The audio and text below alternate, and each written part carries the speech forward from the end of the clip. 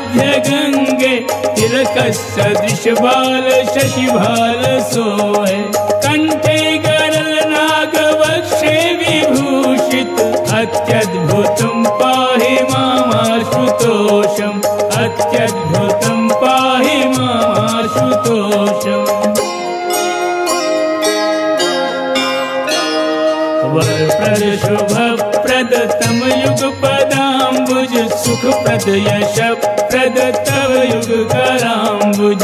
करुणाजले सिक्त शुभ युग दृगाम्बुज पूर्वास हृदयाम्बुजे सीताराम। गुणग्राम युगमूर्ति जय सीताराम। हर्ष नराज तिलक सुनकर नहीं विषाद वन गमन पर। समभाव स्थित निर्लिप्तम मेरा घव कुरु कुरु कृपा। श्यामल वर्ण कोमलांगम वामांगे सिय शोभितम। बाणपूरित धनुष हस्ते रघुकुलनाथ नमाम्यहम्।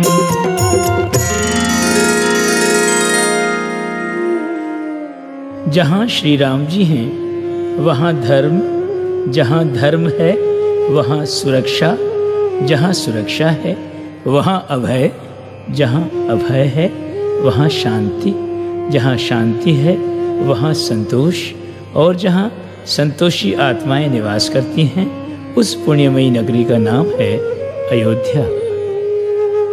श्री रामचंद्र स्वभाव से ही आनंद कंद, सबको सुख देने वाले, आज उन्हें सुख देने वाली साक्षात भगवती सीता उनके साथ सप्तपदी करके उनके नाम का सिंदूर अपनी मांग में भर के उनकी जीवन संगिनी के रूप में मिथिला से अयोध्या चली आई हैं, और साथ में 3 भ्राताओं के लिए उनकी वधुओं के रूप में अपनी प्यारी प्यारी 3 बहनें भी लाई हैं।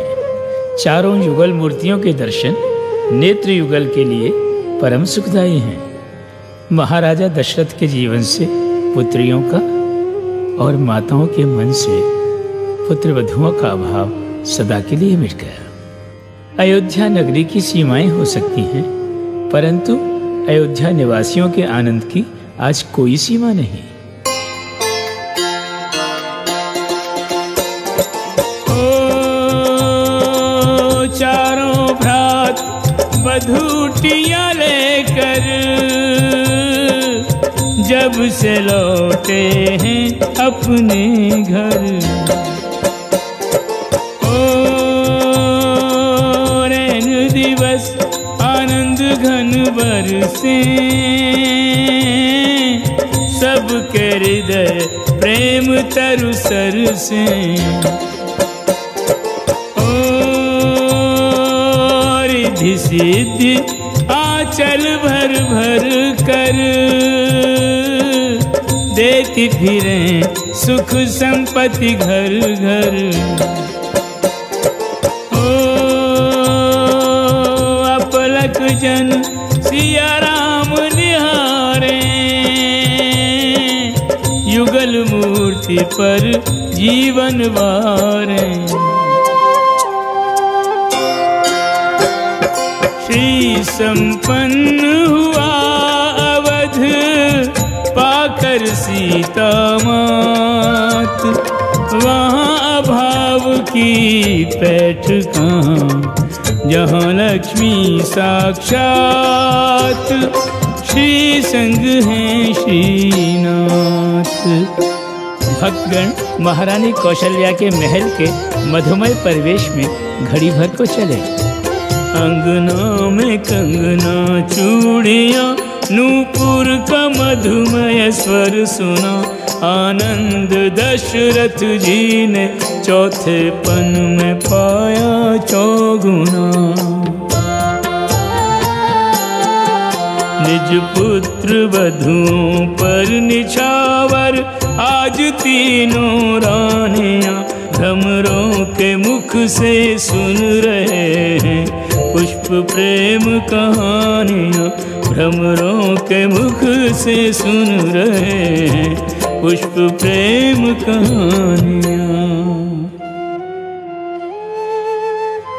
बचपन, यौवन, वार्धक्य, ये सब गतिमान समय के पृथक पृथक नाम हैं। आज महाराजा दशरथ का समय भी बढ़ते बढ़ते उन्हें चौथापन पार होने के कगार पर ले आया है। महाराज श्री ने राजकाज से अवकाश ग्रहण करने का मन बनाया है। श्री राम उनके उत्तराधिकारी हों, इस निर्णय पर विचार विमर्श करने के लिए अनेक राजाओं, ऋषि मुनियों, विद्वानों तथा मंत्रिमंडल को बुलाया है। यदि यह निर्णय महाराज अकेले करते तो पुत्र के पक्ष में केवल एक पिता का होता। इस पर सर्वसाधारण का समर्थन प्राप्त करना राजोचित मर्यादा का पालन करना है।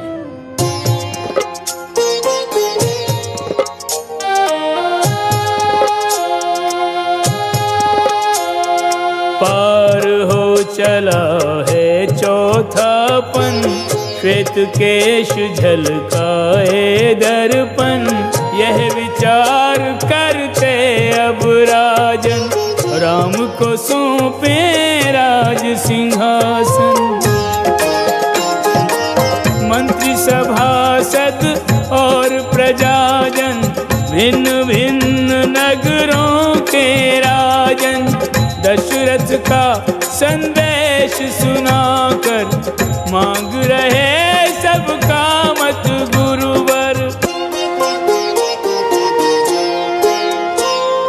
शुभ मुहूर्त मंगल लगन, शुभ ग्रह योग मिलाए, राज तिलक की राम के दी गुरु सुतिथि बताए।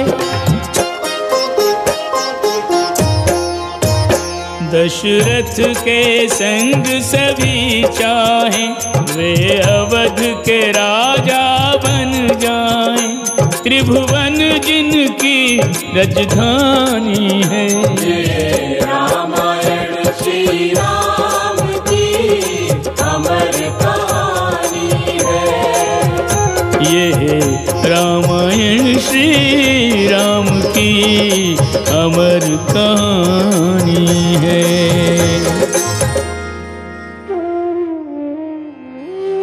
गुरुदेव वशिष्ठ ने कोमल वाणी में परिचारकों से कहा, क्षीर सागर के निवासी नारायण के अभिषेक हेतु सर्व तीर्थों का जल एकत्रित किया जाए।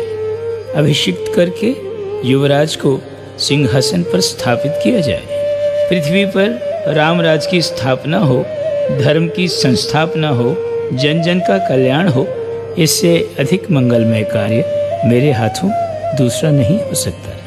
यह पृथ्वी के लिए भी परम गौरव प्रदान करने वाला संवाद है। राजा दशरथ के इस मनोरथ का विधिना के अतिरिक्त सभी ने मुक्त कंठ से अनुमोदन किया।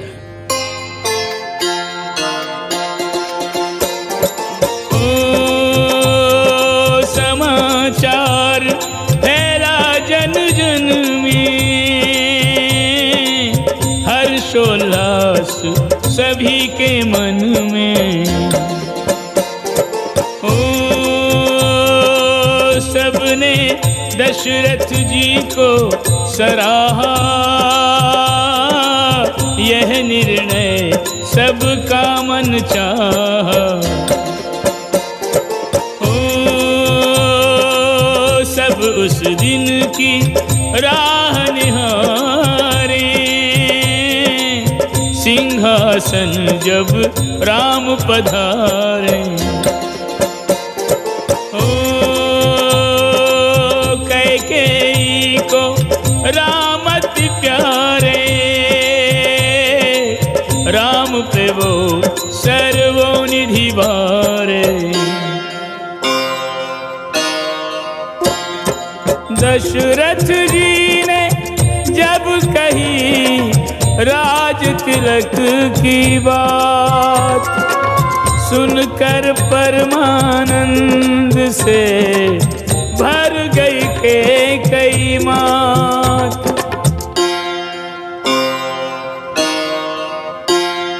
यह शुभ शुभ संवाद प्राण प्रिया से बांट कर, लेकर हर्ष प्रसाद बहिर्गमन दशरथ किया। और हर्षातिरेक से भरकर कैकेयी ने नवरत्नों का हार तुरंत उतारा कंठ से, शुभ अवसर पर वार बोली ये ले मंथरा। परंतु न जाने क्यों और किस कारण से किया नहीं स्वीकार दासी ने उस हार को। देख के ये व्यवहार रानी अचरज में पड़ी। मंथरा यदि इस समय दासी होती तो रानी के दिए हुए नौलखा हार को कंठ में झुलाकर सारी अयोध्या में नर्तन करती फिरती, बहुमूल्य निधि का प्रदर्शन करती फिरती। परंतु वह तो देवताओं की कठपुतली बनी हुई है। उसके बोल सरस्वती प्रदत्त, भूमिका दैव प्रदत्त, योजना नारायण प्रदत्त। ऐसे में ऐसा करने के अतिरिक्त और वह क्या करे।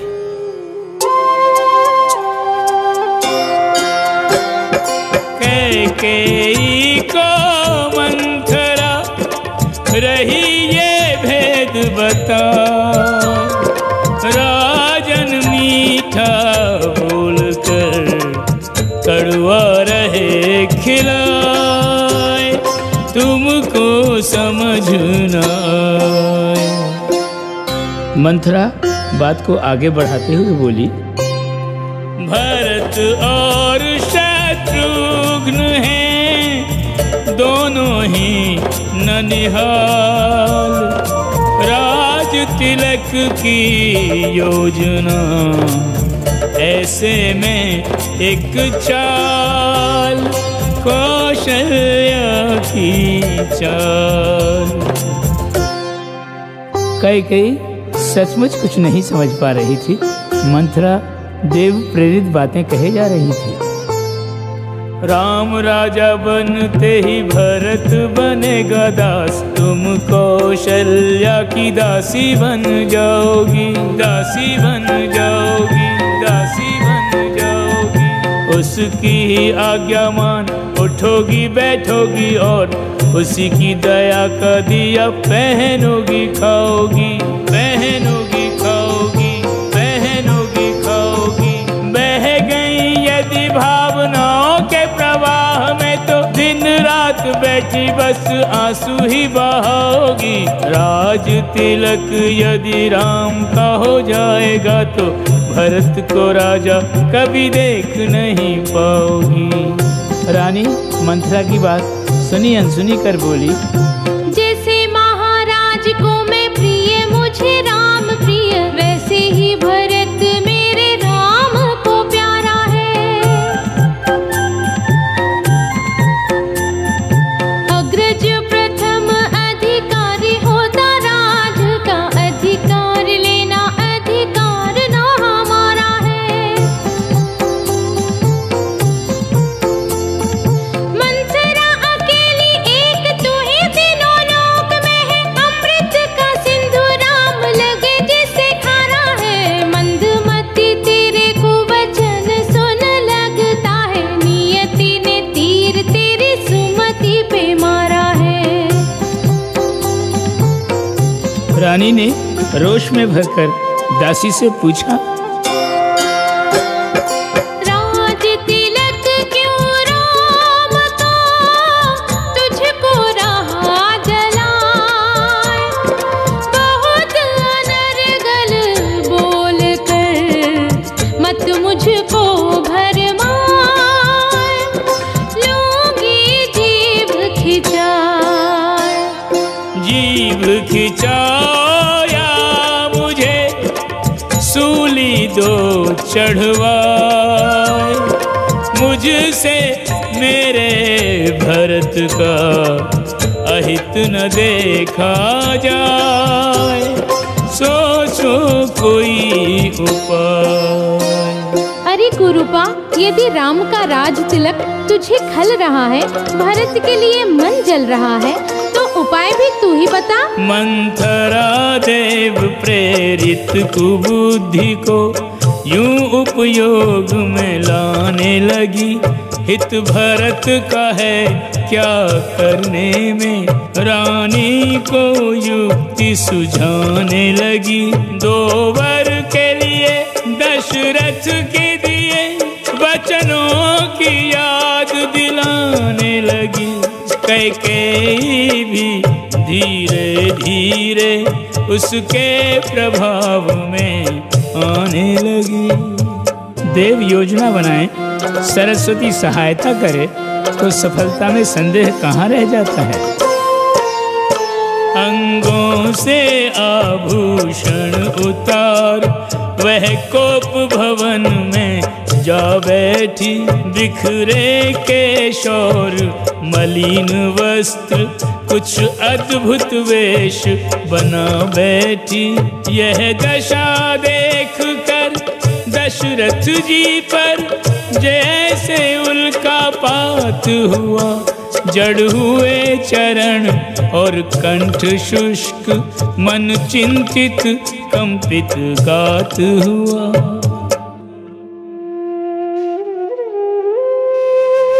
दशरथ जी समझ नहीं पा रहे थे कि रंग भवन की नायिका कोप भवन में क्यों आ बैठी है। उन्हें सर्वदा तुष्ट करने वाली प्रियकारिणी रुष्ट क्यों हो गई है। क्या कोई अपूर्ण मांग उसे यहाँ ले आई है, या विधना ने नई योजना बनाई है।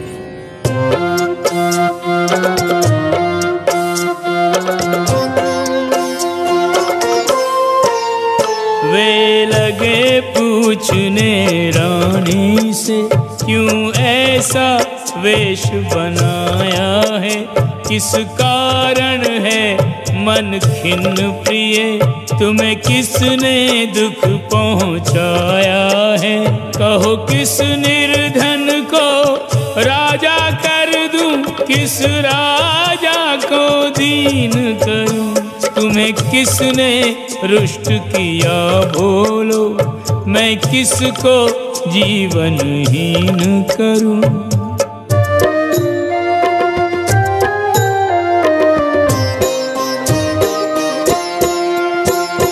दशरथ जी के पूछने पे वह उत्तर को रही कंठ में रोके,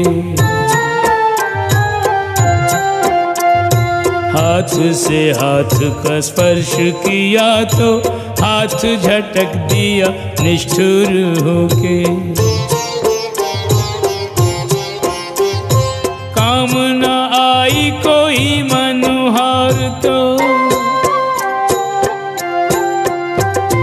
काम न आई कोई मनुहार तो, अंत में बोले धीरज खोके, राम शपथ सब तुम पे निछावर, चाहो जो मांग लो निर्भय होके, पहले जैसी सजो संवरो फिर, चाहो जो मांग लो निर्भय होके।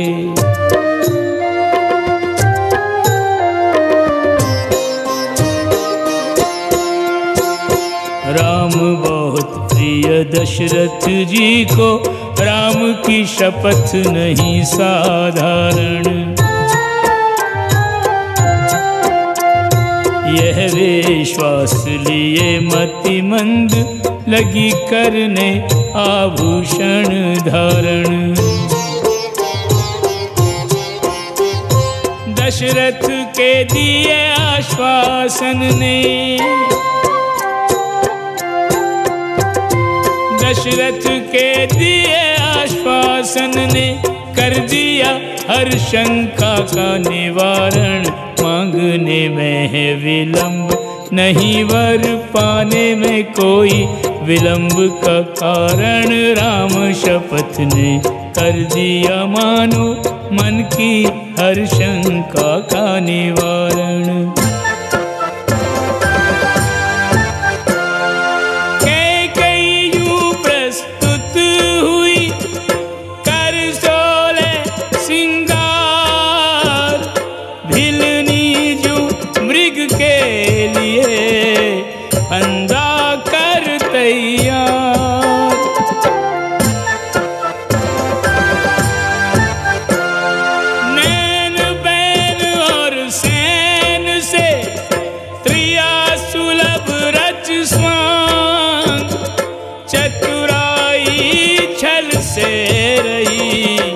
दशरथ से वर मांग।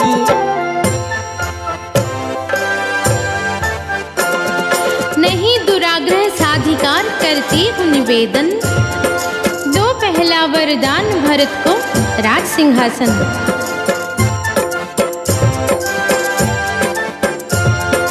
कर्मनिष्ठ है भरत आचरण से है योगी, राम को भी इस निर्णय पर आपत्ति ना होगी। महाराज मैं जानती हूँ रघुवंशी प्राण हारते हैं, वचन नहीं हारते। यही विश्वास रखकर दूसरा वरदान मांग रही हूँ। राजन 14 वर्ष का राम को दो वनवास, रहना तापस वेश में वर्जित नगर निवास।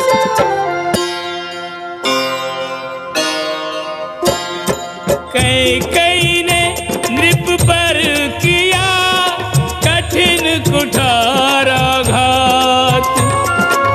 चिंतन ज्ञान और चेतना हुए विलुप्त हठात।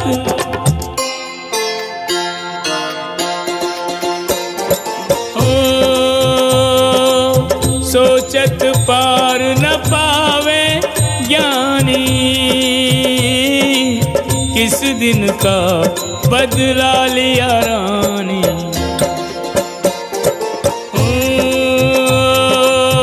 आशा तरु था फलने वाला, उसे समूल नष्ट कर डाला। घात किया निर्मम ने ऐसे, बाज बटेर पे झपटे जैसे। सहमे नृप कुछ कह नहीं पाए, वर कुपात्र को दे पछताए। दशरथ जी के मौन पर भरवाणी में रोष, चुन चुन कर देने लगी उलाहने और दोष।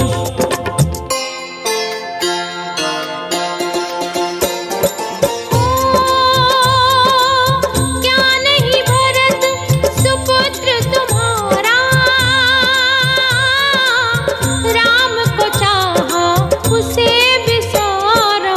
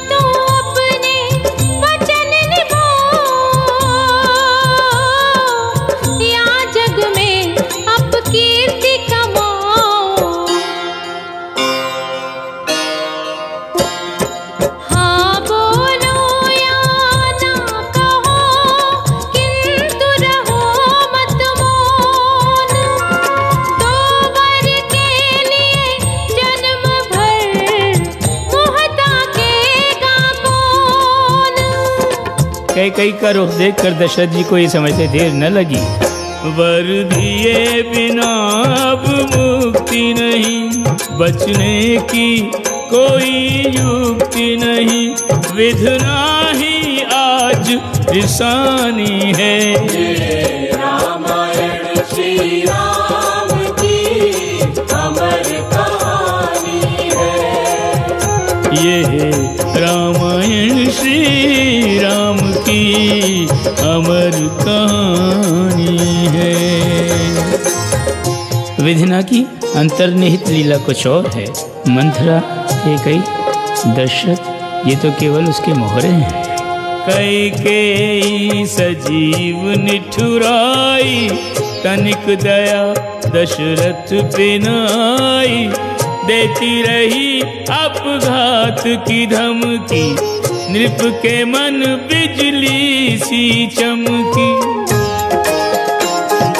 रहे भोर तक दोनों उलझे, कैसे भी न समस्या सुलझे।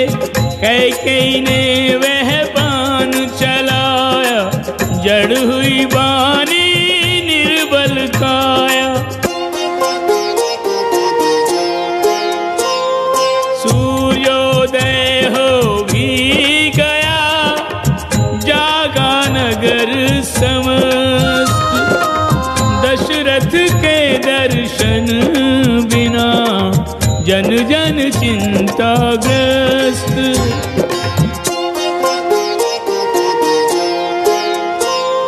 राजकाज की पूछने करने नित्य प्रणाम, चिंतित मंत्री आ गए कैकेयी के धाम।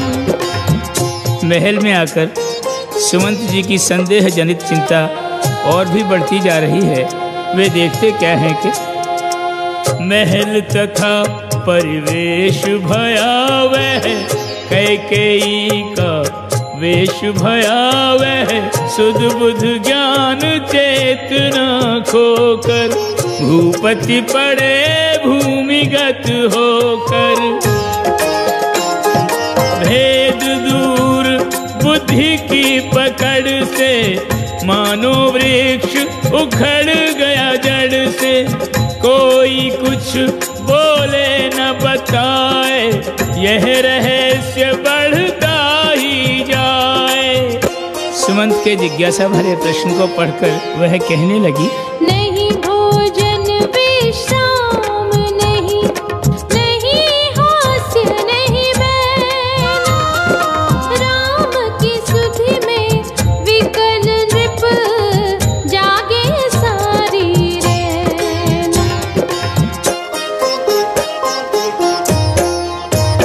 जाओ सुमंत्र तत्क्षण जाओ, दशरथ प्रिय राम को ले आओ। ये मीन है और वो पानी है, ये रामायण श्री राम की अमर कहानी है। ये रामायण श्री राम की अमर कहानी है।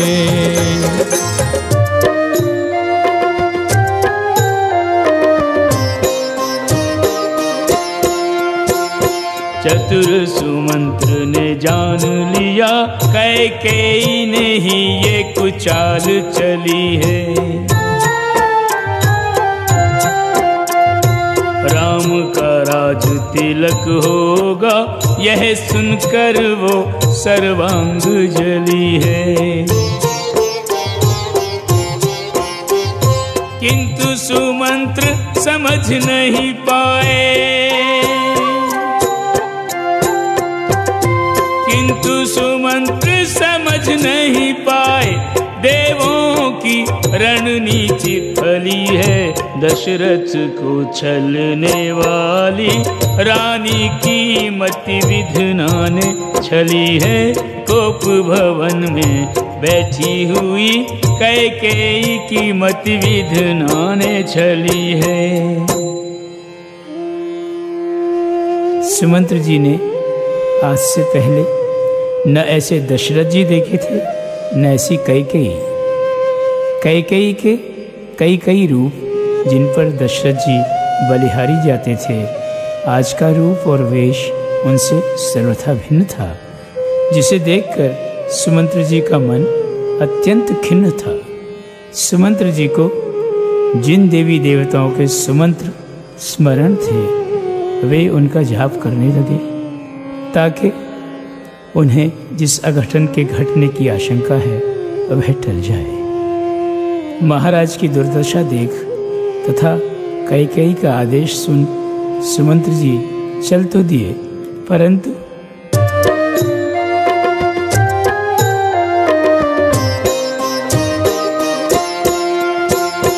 राम के कक्ष की ओर सुमंत्र से एक भी पांव धरा नहीं जाए।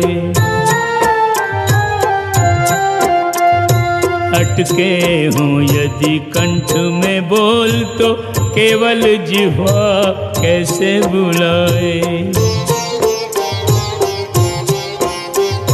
दशरथ जी की दीन दशा,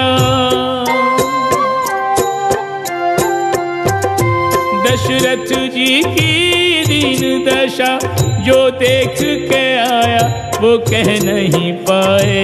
इस स्थिति में किया स्मरण पिता ने सचिव बताने में सकुचाए।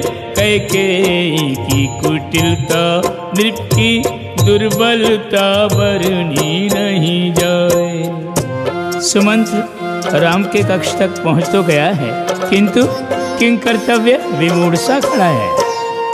रघुकुल मणि राम का सुमुख निरख क्या कहने आया भूल गया। संकुचित भाव से राजाज्ञा दी राम को फिर मंत्री ने सुना।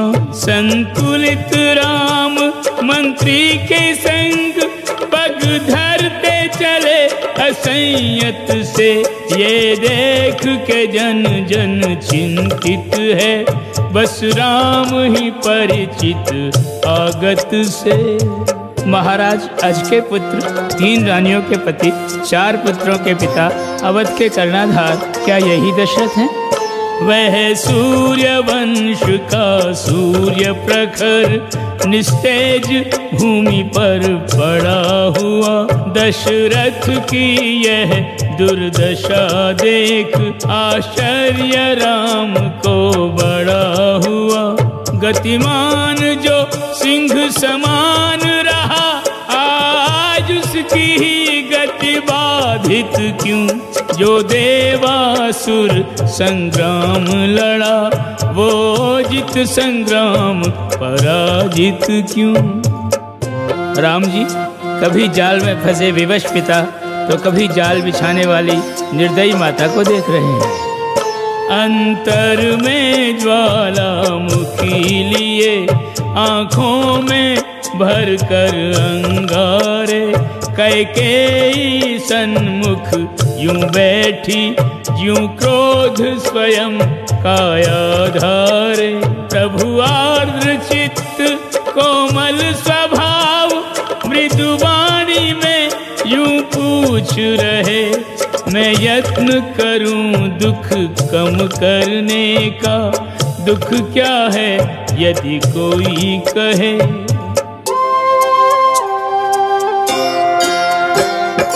दुख इनका सबसे बड़ा, तुम पर अधिक स्नेह। प्राण रूप हो राम तुम, दशरथ के बल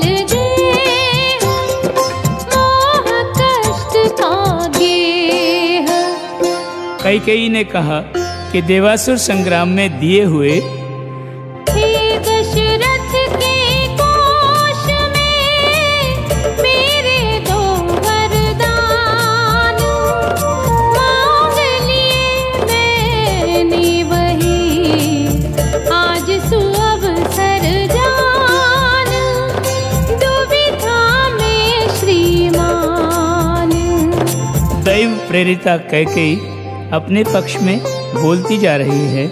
राम संयत होकर सुन रहे हैं। राम तेरे लिए 14 वर्षों का वनवास, मैंने जो मांगा तो गई मुखड़े की लाली रे। भरत के लिए मांगा अवध का राजपाट, मांग ऐसी कौन सी थी अजब निराली रे। मैंने तो सुना था रघुवंशियों ने प्राण देके दिए हुए वचनों की आन सदा पाली रे। राजा की जीवन नैया डूबेगी जो तूने नहीं सोच संकोच के भंवर से निकाली रे। दैव ने कैकेयी को कैसा निर्भीक बना दिया है, उनके चरित्र में आमूल परिवर्तन ला दिया है। तभी तो ऐसा कह रहे हैं। तेरा मोह कष्ट का कारण, तू ही कर अब कष्ट निवारण। राजा ज्ञा पर शीश झुका दे, बुझते दीप की ज्योति बढ़ा दे। बन को जा बन के सन्यासी, होना मत कहीं नगर निवासी।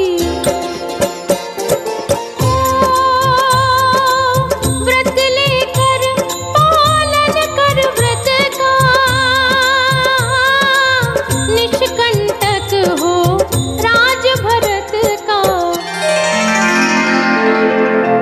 माता, अब मेरा मनोभाव सुनो। कुपुत्रो जायेत क्वचिदपि कुमाता न भवति।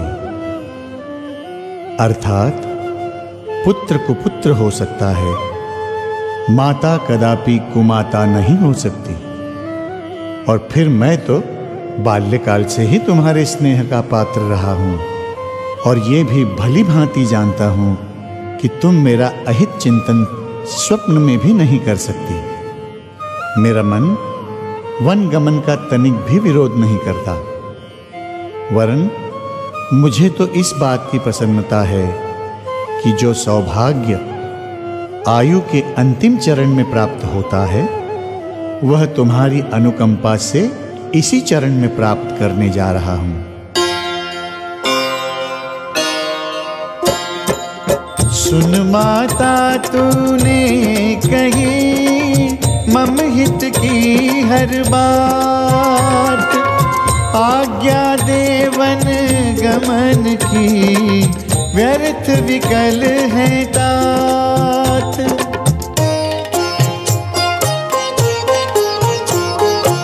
मेरी दृष्टि और मेरी समझ में पुत्र वही बड़भागी, तन मन और वचन से जो पितु मातु चरण अनुरागी।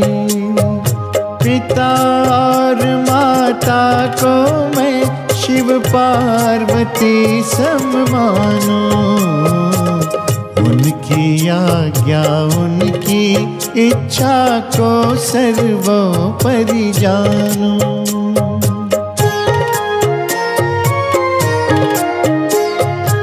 भरत को देख अवध का राजा जो आनंद मिलेगा, तीन लोक का राज भी मुझको वो आनंद न देगा। नहीं इतना कृतज्ञ जो तेरे ऋण से आँख चुराऊं, तुझसे मिला अपार स्नेह माँ किस कारण बिसराऊं।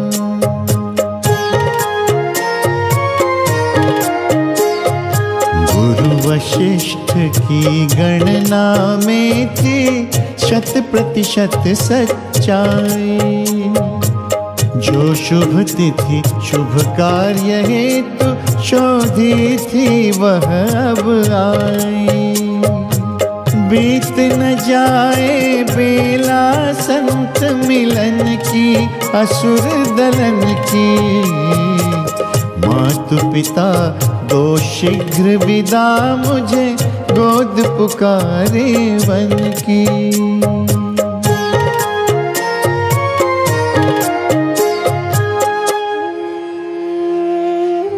दशरथ जी ने विधना के प्रभाव के कारण, कैकेयी के दबाव के कारण, रघुवंशियों के स्वभाव के कारण और आत्मबल के अभाव के कारण राम जी को वन जाने की आज्ञा तो दे दी। अब अपने वंश के अधिष्ठाता सूर्यदेव से उदय न होने की प्रार्थना कर रहे हैं। वे जानते हैं कि कल का सूर्य यदि उदय हो गया तो अयोध्या में 14 वर्ष के लिए अंधकार छा जाएगा और उनके प्राणों का आधार डगमगा जाएगा। इसलिए वे अशक्त होकर शक्तिमानों की शरण में आ बैठे हैं। दशरथ यह विनती करें ब्रह्मा से कर जोड़, ऐसी मति दो राम को जाए न वन गृह छोड़।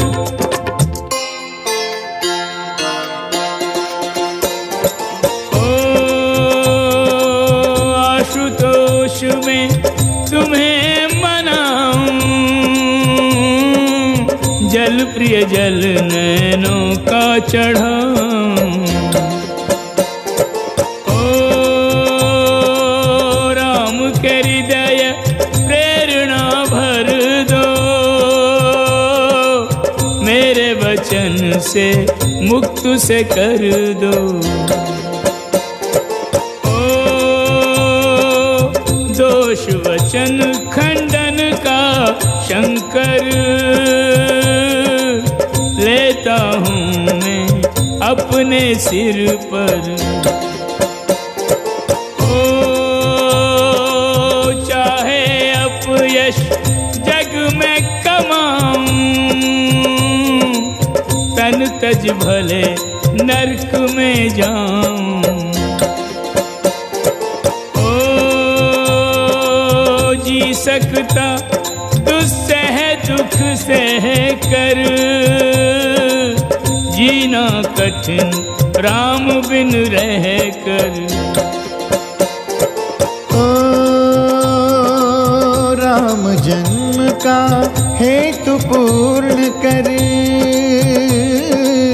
शीघ्र लौट आऊंगा पितुवर। तात पूर्वजों के सुने जितने पुण्य प्रसंग, कभी किसी ने भी दिया वचन किया नहीं भंग।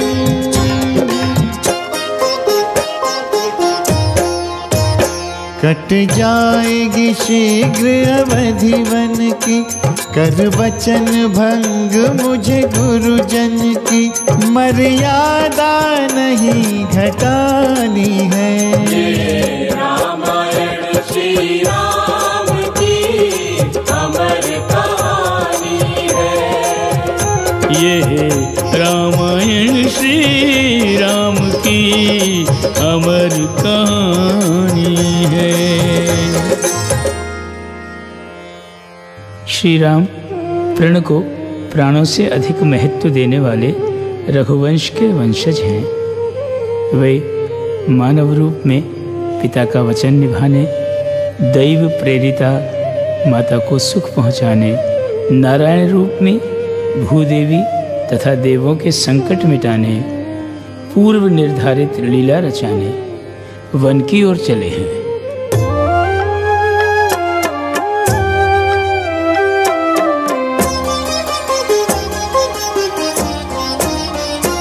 सुख के दिन कितने शीघ्र ढले, हर आस मिटी सब स्वप्न जले। चाहे मानव हो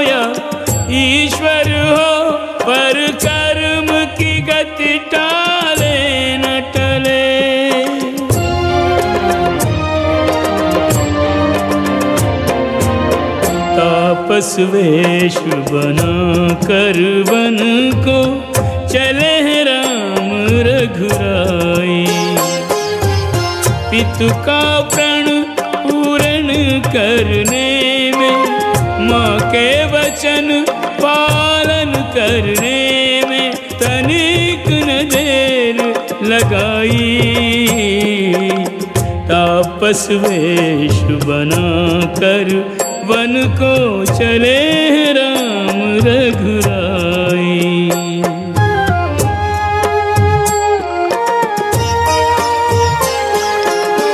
राम सिया की सेवा रक्षा करने को पुत्र सुमित्रा ने सौंपा। लखन कवच बन संग चला और सीता संग चली वन छाया। बोली सुमित्रा लखन से अब तेरे, बोली सुमित्रा लखन से अब तेरे राम पिता सिया माई। तापस वेश बना कर वन को चले राम रघुराई।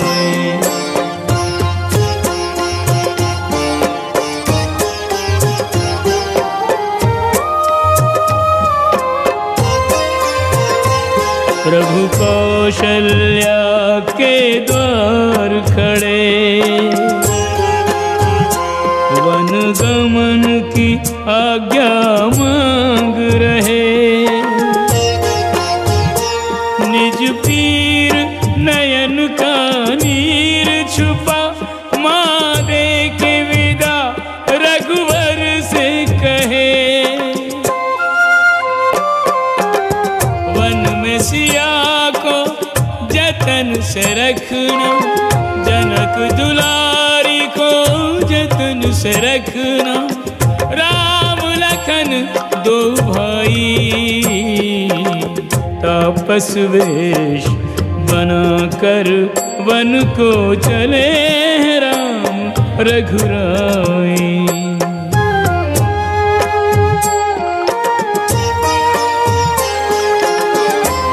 दशरथ के प्राण चले, माता के अभिमान चले। चले हैं सुख आनंद अवध के, जन जन के भगवान चले। रोके रुके नहीं राम तो संग में, रोके रुके तो संग में सारी अयोध्या आई। तापस वेश बना कर वन को चले राम रघुराई। पितु का प्रण पूर्ण करने में, माँ के वचन पालन करने में तनिक ना तापस वेश बना कर वन को चले राम रघुराई। संग में लक्ष्मण भाई, चली जानकी माई।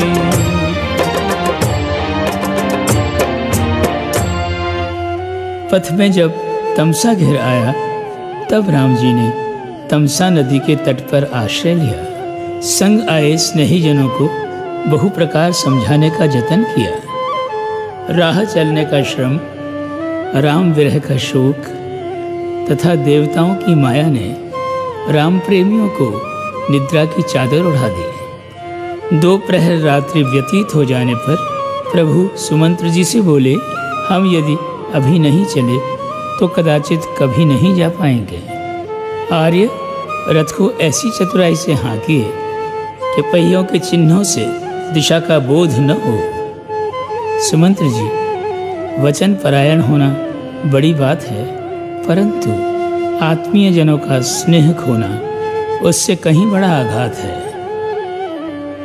रात्रि ढल गई, सूर्योदय हो गया और अयोध्या में छा गई 14 वर्षों के लिए घनघोर निशा।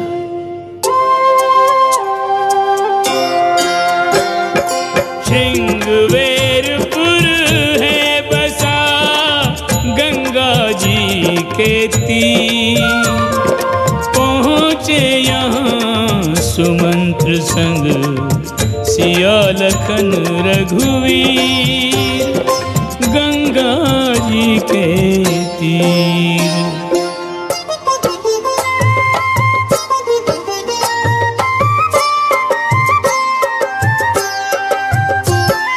जब सुना निषाद ने कि राम जी पधारे, राम जी पधारे सिया राम जी पधारे, फूल न समाया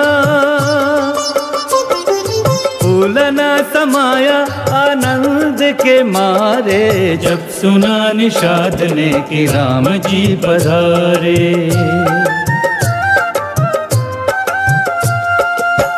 बंधु बांधव संग बुला के, फल फूलों से थाल सजा के,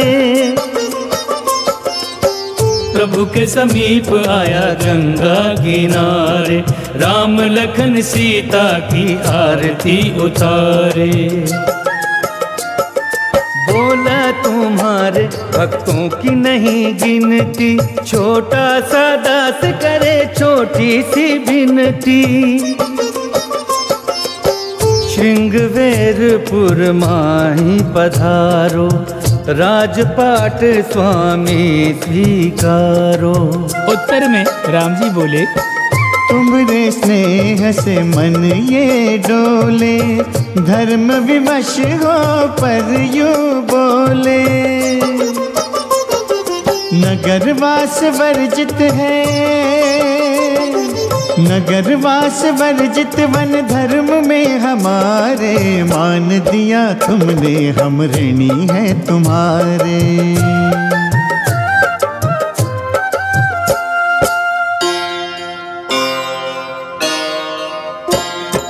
कंदमूल फल कर ग्रहण सानुज सिय के साथ, दूर नगर से तरुतले रैन बिताई नाथ। ओ भोर भय बोले रघुराई, मित्र के वट देहु बुलाई, हो जो अपनी नैया में बिठावे, गंगा पार हमें पहुँचावे।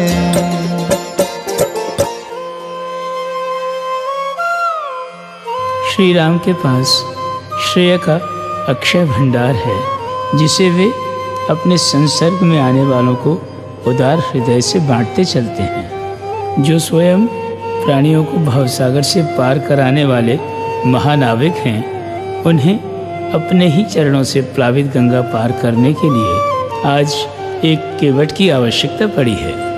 यह प्रसंग श्री राम और केवट के आध्यात्मिक संबंध का परिचायक है। यहाँ राम भगवान बनकर केवट को आज्ञा नहीं देते, अपितु एक पथिक की भांति गंगा पार करा देने का आग्रह करते हैं।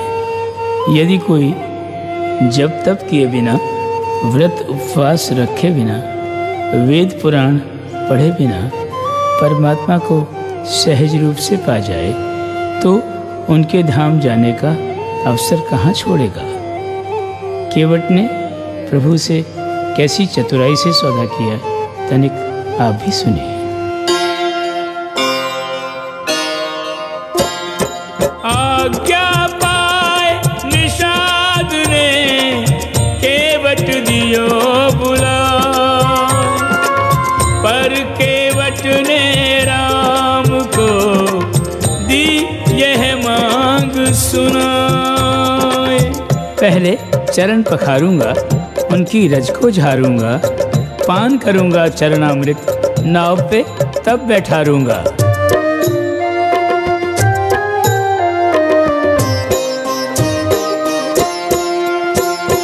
ऐसा कहते हैं सब लोग के जादू भरी पदरज है तुम्हारी।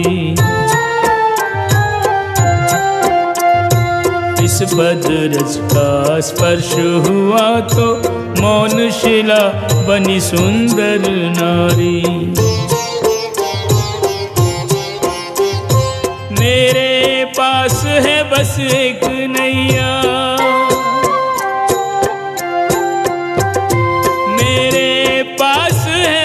एक नैया सारे कुटुंब की पालनहारी। नाव बनी यदि नार तो आएगा मुझ निर्धन पे संकट भारी।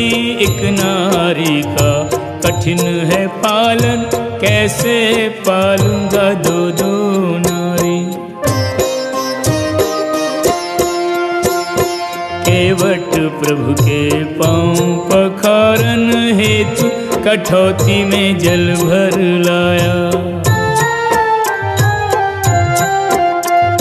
पाँव पखार पिया चरणामृत, फिर प्रभु को नौका में बिठाया। गंगा पार पहुँचकर जब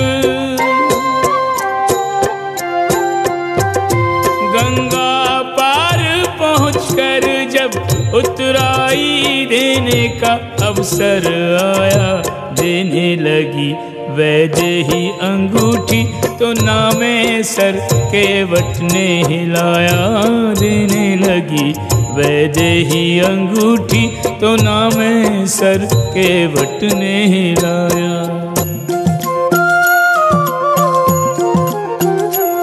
सुनो मेरी विनती राम सरकार, राम सरकार, सिया सरकार। नाई धोबी धीमर के बट और लोहार सुनार,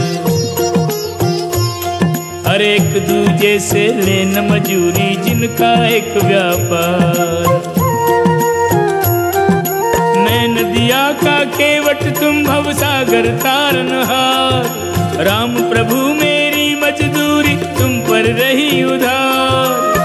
आऊं मैं जब घाट तुम्हारे, आऊं मैं जब घाट तुम्हारे, कर दीजो बेड़ा मेरा पार। सुनो मेरी विनती राम सरकार, राम सरकार, सिया सरकार।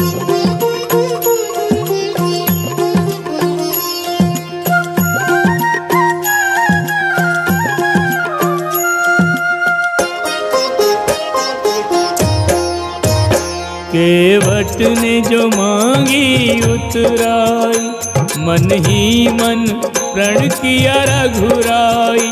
उतराई अवश्य चुकानी है, ये रामायण श्री राम की अमर कहानी है।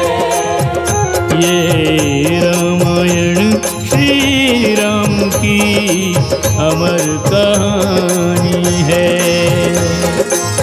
केवट को वचन देकर मुस्कुराते हुए विदा लेकर सिया सहित वन मार्ग पर चल दिए युगल किशोर। हो लिया संग निषाद भी बंधाने की डोर।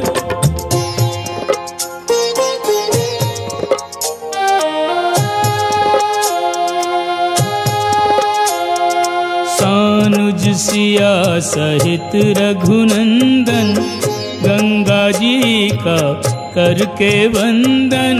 भरद्वाज के आश्रम आए, मुनि को विनय प्रणाम जनाए। ऋषि ने प्रभु को हृदय लगाया, अकथनीय परमानंद पाया। कुशल पूछ आसन बैठ ठारे, पद पूजत मुनि भय सुखारे। कंद मूल फल परस कर, अति प्रसन्न ऋषिराज। ज्ञान ध्यान तप जोग जप, सफल भय सब आज।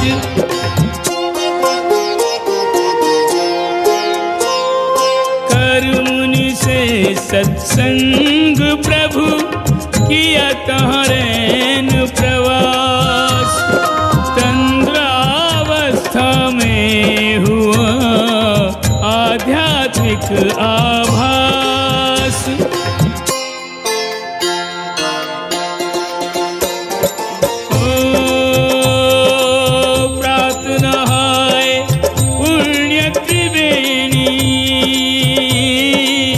सरिता त्रय मुद मंगल देनी। ओ राम प्रयाग महात्म बखाना, तीर्थेश्वर यह सरस सुहाना। ओ नाम प्रयाग यज्ञ हुए अगणित, कण कण मंत्रों से अनुगुंजित। ओ तीर्थेश्वर की महिमा गाकर, आश्रम में पुनि आए रघुवर।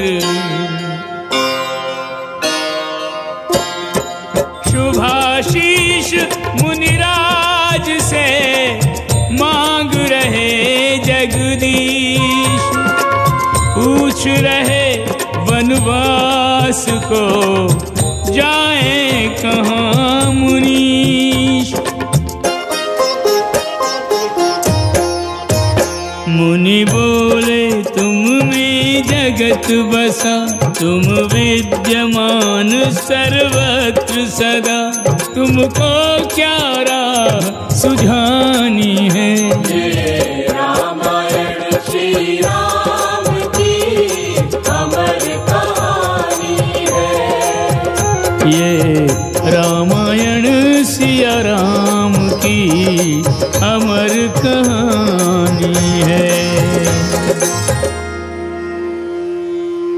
मुनिवर भरद्वाज के कथन में कोई अतिशयोक्ति नहीं थी।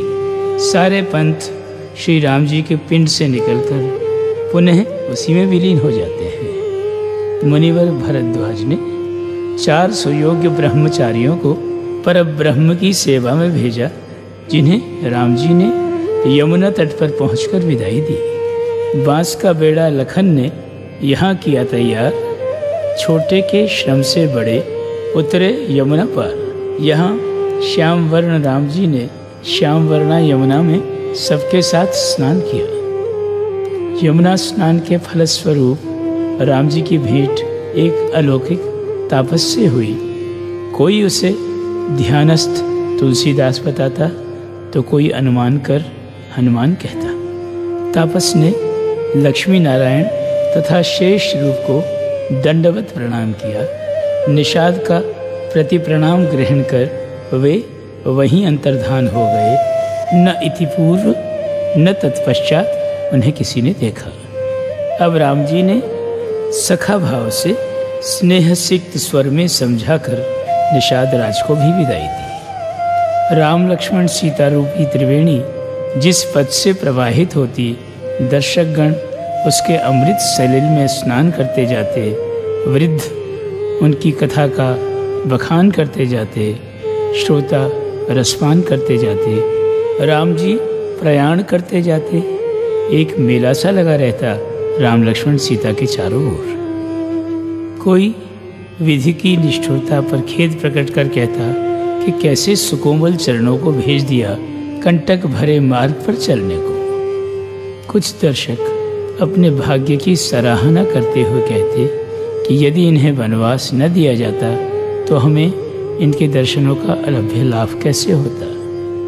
अब श्री राम अपनी कथा के रचयिता ऋषि वाल्मीकि के आश्रम में आ पहुँचे।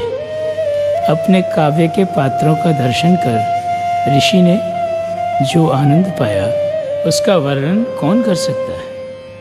प्रणाम प्रति प्रणाम की शिष्टता के पश्चात ऋषि ने अतिथि सत्कार किया, उन्हें यथास्थान बिठाया तथा कंदमूल फल का आहार कराया। तनिक विश्रांति लेकर राम जी बोले, हे महामुने, आप त्रिकालदर्शी हैं। विश्व आपकी हथेली पर रखे हुए बेर के समान है। अपने वनवास का कारण कहकर हम आपका समय नष्ट नहीं करेंगे। इतना कष्ट अवश्य देंगे कि हमें वह स्थान सुझा दें जहाँ रहकर हम अपने वनवास की अवधि निर्विघ्न व्यतीत कर सकें। मुनिवर ने प्रश्न के उत्तर में प्रश्न करते हुए पूछा, प्रभु, पहले तो आप मुझे वह स्थान बताएं जहाँ आप नहीं हैं। फिर भी आप पूछते हैं तो सुनिए। जिन श्रोताओं के कान आपका कथामृत पान करते नहीं भरते, जिनके नयन निरंतर आपके दर्शनों की अभिलाषा करते हैं, जिनकी नासिका आपके विग्रह पर चढ़ाए पुष्पों की सुरभि आघ्राण करती है, जिनकी चर्म की जिह्वा आपके नामोच्चार से स्वर्णमयी हो गई है, जिनके कर युगल स्वप्न में भी आपकी सेवा में संलग्न रहते हैं, जिनके चरण आपके तीर्थों में भ्रमण करते नहीं थकते, जो जाति पाति धन धर्म बड़ाई प्रिय परिवार सुख देने वाला घर, इन सब से विरक्त होकर केवल आपके चरणों में अनुरक्ति रखते हैं, जिनके मन में काम क्रोध लोभ मोह मद मत्सर राग द्वेष दंभ और नमाया है, आप सीता लक्ष्मण सहित उन्हीं के हृदयों में निवास कीजिए। वही मंदिर आपके योग्य हैं। श्री राम मुनिवर के स्नेह पगे वचन सुनकर बोले, उन सब गुणों से मंडित तपोमूर्ति तो केवल आप ही हैं, जिनके दर्शन मुझे देवी सीता तथा लक्ष्मण को न जाने कितने पुण्यों के फलस्वरूप प्राप्त हुए हैं। अब कृपा कर भौतिक निवास हेतु कोई लौकिक स्थान बताइए।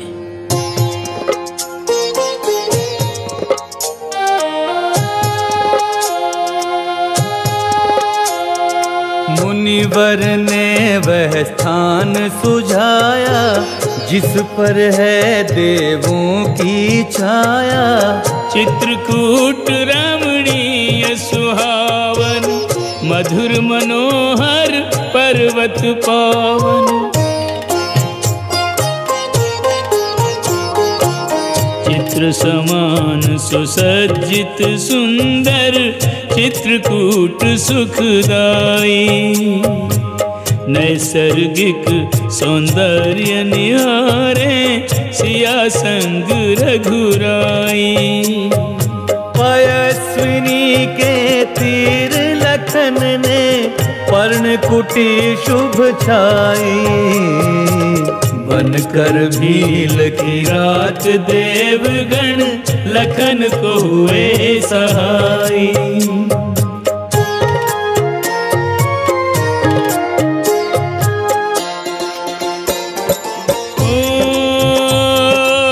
प्रकृति के अंक में दिन लगे कटने, अवधि लगी वनवास की घटने।